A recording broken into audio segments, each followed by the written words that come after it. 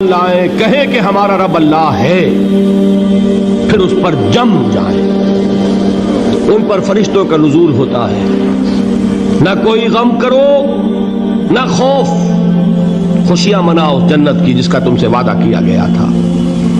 اللہ کی ربوبیت پر اطمینان جب انسان کو ہو جاتا ہے، میرا رب اللہ ہے، ربی اللہ، انسان کے لیے نہ کوئی کھٹکا، نہ کوئی خطرہ، نہ کوئی خوف، نہ کوئی حزن۔ جو کچھ ہو رہا ہے کس کے اذن سے ہو رہا ہے؟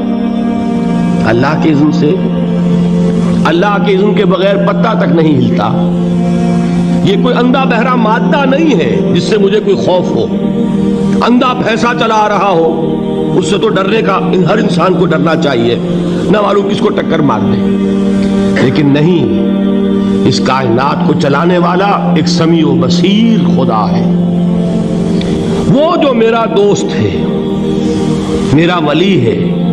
اللہ ولی الذین آمنوا یخرجہم من الظلمات الی النور۔ اللہ اہل ایمان کا ولی ہے، ساتھی ہے، پشت پناہ ہے، مددگار ہے، حمایتی ہے۔ بتائیے جسے یقین ہو جائے کہ اللہ میرا مددگار، اللہ میرا محافظ، اللہ میرا پشت پناہ، اللہ میرا حمایتی، اس کے لیے کوئی خوف ہوگا؟ اس سے کوئی ڈر ہوگا؟ میں مثال دیا کرتا ہوں ایک بہت سادہ، پنجاب کے دیہات کی۔ وہ بڑا چودھری ہے اور کوئی غریب کسان ہے۔ اس غریب کسان کے جانوروں کو ہر وقت اندیشہ ہوگا چوری کا، کوئی میری بھینس کھول کر نہ لے جائے، کوئی میرا بیل کھول کر نہ لے جائے۔ لیکن جس کے بارے میں یہ سب کو معلوم ہو کہ وہ جو بڑا چودھری ہے وہ اس کا دوست ہے، اس کی بچیا کو کوئی خوف ہوگا؟ اس کی بھینس پر کوئی ہاتھ ڈالے گا؟ اسے کوئی اندیشہ ہوگا؟ نہیں۔ کیوں؟ کہ وہ بڑا چودھری، بڑا اس کا یہاں کا سردار، جاگیردار، سب کو معلوم ہے وہ میرا دوست ہے، کوئی میرے خلاف اقدام نہیں کر سکتا۔ اس دنیا میں یہ چھوٹی سی بات اگر آپ کے دلی اطمینان اور سکون کا باعث بن سکتی ہے تو ذرا تصور کیجئے۔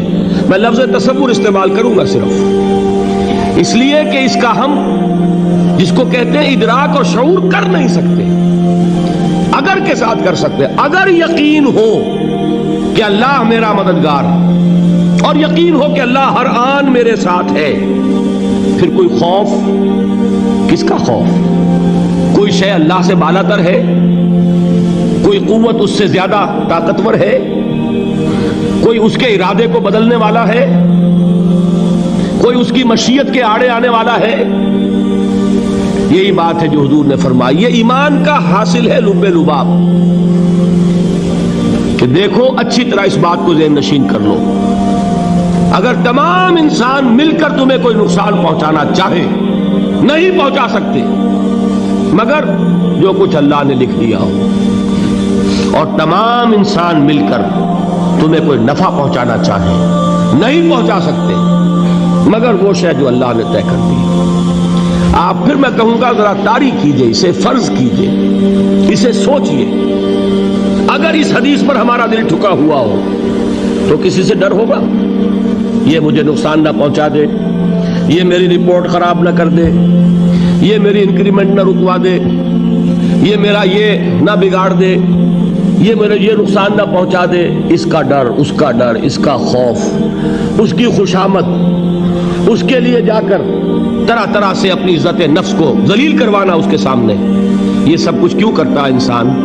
جب سمجھتا ہے کہ اس کے ہاتھ میں میرا کوئی نفع ہے، اس کے ہاتھ میں میرے لیے کوئی ضرر ہے، یہ مجھے کوئی غضب پہنچا سکتا ہے، یہ مجھے کوئی نقصان پہنچا سکتا ہے، یہ میرا کوئی کام بنا سکتا ہے، یہ میری کوئی ضرورت پوری کر سکتا ہے، اسی کا نام شرک ہے۔ جہاں آپ نے یہ سمجھا کہ غیر اللہ کے اندر کوئی طاقت موجود ہے، وہی شرک ہے۔ بتوں سے تجھ کو امیدیں، خدا سے نومیدی، مجھے بتا تو صحیح اور کافری کیا ہے؟ شرک تو یہ ہے۔ جس پر بھی تمہیں یہ خیال ہے، کلمہ ہے یہ کلمہ سوم، لا حول ولا قوت الا باللہ، ذرا اس پر دل کو کبھی اگر آپ تصور کریں، پھر فرض کریں، دل ٹھک جائے اس پر، کوئی طاقت نہیں۔ یہی بات تھی جو شیخ عبد القادر جیلانی رحمۃ اللہ علیہ نے اپنی وصیت میں اپنے بچے سے کہی. 11ویں دینے والے ہیں، لیکن حضرت شیخ عبد القادر جیلانی کی وصیت اور تعلیمات کو کتنے لوگ ہیں تم جانتے ہو؟ یہ جن مقامات تک پہنچے ہیں وہ کس چیز کی بدولت پہنچے ہیں؟ انہوں نے جو پیغام دیا وہ کیا تھا؟ اے میرے بچے، جس طریقے سے قرآن مجید میں حضرت لقمان کی نصیحتیں جو ہے نقل کر دی گئی ہیں، میں یہ عرض کروں گا بالفرض اگر قرآن حضرت عبد القادر جیلانی کے بعد نازل ہوا ہوتا تو شیخ عبد القادر کی یہ نصیحتیں بھی قرآن میں درج ہوتی. اتنی اونچی نصیحتیں ہیں. اے میرے بچے، اس حقیقت کو ذہن نشین کر لے، لا فاعل فی الحقیقت ولا مؤثر الا اللہ. اس کائنات میں نہ کوئی فاعل حقیقی ہے نہ مؤثر حقیقی ہے سوائے اللہ. کسی شے میں کوئی تاثیر نہیں اگر اللہ نہ چاہے. آگ جلا نہیں سکتی اگر اللہ نہ چاہے. پانی ڈبو نہیں سکتا اگر اللہ نہ چاہے. زہر ہلاک نہیں کر سکتا اگر اللہ نہ چاہے. کوئی چیز فائدہ نہیں پہنچا سکتی اگر اللہ نہ چاہے. تو در در پہ کیوں سر جھکاتے ہو؟ در در پر کیوں جبیں سائی کرتے ہو؟ سب کے سامنے کیوں ہاتھ پھیلاتے ہو؟ ایک اللہ سے مانگو. ایک اللہ کے سامنے زمین پر اپنی جبین رکھو. لا فاعل فی الحقیقت ولا مؤثر الا اللہ. نظر آتا ہے ہمیں کہ پانی پیاس بجھا دیتا ہے. پیاس بجھانے کی صلاحیت پانی میں نہیں ہے، اللہ کے اذن سے. کھانا بھوک مٹا دیتا ہے، بھوک مٹانے کی صلاحیت کھانے میں نہیں ہے، اذن رب میں. دیکھیے یہی یقین تھا. حضرت موسیٰ علیہ السلام کا واقعہ یاد کیجئے. سامنے سمندر آ گیا ہے، قوم دیکھتی ہے پیچھے کہ گرد و غبار کا طوفان ہے. معلوم ہوا کہ فرعون اپنے لشکر سمیت آ گیا ہے. لشکر جب چلتا تھا تیز رفتاری کے ساتھ تو گرد و غبار کا جو طوفان اٹھتا تھا اس کا تصور کیجیے. اور لمحہ بلمحہ وہ قریب آ رہا ہے. پوری قوم نے کیا کہا؟ اے موسیٰ انا لمدرکون، اے موسیٰ ہم کو پکڑے گئے. قرآن مجید میں تو یہاں وہ باتیں نہیں لکھی ہے، لیکن تورات میں یہ درج ہے کہ بنی اسرائیل جھگڑنے لگے، دست و گریبان ہو گئے موسیٰ کے ساتھ. موسیٰ ہمیں یہاں مروایا لا کر، اس سے تو ہم ہی بہتر تھے. وہاں کھانے کو ملتا تھا، زندگی تو تھی، بیگار ہم کر رہے تھے، موت تو نہیں تھی.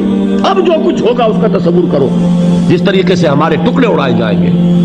تو لڑ رہے ہیں حضرت موسیٰ علیہ السلام سے. یہ تورات کی تفصیل ہے. قرآن میں صرف اتنا آیا ہے، پریشان ہو کر انہوں نے کہا انا لمدرکون، موسیٰ ہم تو پکڑے گئے. اس وقت موسیٰ کا جواب کیا ہے؟ کلا ان معی ربی سیہدین. نہیں، میرے ساتھ میرا رب ہے، وہ راستہ دے گا. بتائیے کہاں راستہ نظر آ رہا ہے؟ یہ ہے ایمان بالغیب. راستہ نظر نہ آئے تب اللہ پر یقین ایمان ہے. جیب میں پیسے ہوں اور تب دل کو اطمینان ہے تو ایمان کس پر ہوا؟ پیسے پر، اللہ پر نہیں. جب وسائل و ذرائع نہ ہو اور پھر یقین ہو کہ اللہ مسبب الاسباب ہے، وہ اسباب کا پابند نہیں ہے، وہ اسباب کا محتاج نہیں ہے، اسباب اس کے محتاج ہے. اگر یہ یقین ہے تو اللہ پر ایمان ہے. یہ نہیں ہے تو تمہارا ایمان اسباب پر ہے، وسائل پر ہے، ذرائع پر ہے، مادیات پر ہے، اللہ پر نہیں. اس وقت کہاں راستہ تھا؟ کوئی راستہ تھا؟ سمندر ہے اور ادھر سے لشکر آ گیا ہے. کلا ان معی ربی سیہدین. اب دیکھیے ایمان کہہ دینا آسان ہے، ہوا معکم اینما کنتم، جہاں کہیں بھی تم ہوتے ہو اللہ تمہارے ساتھ ہوتا ہے. لیکن اس کا یقین قائم ہو جائے تو زمین و آسمان کا فرق واقع ہو جائے.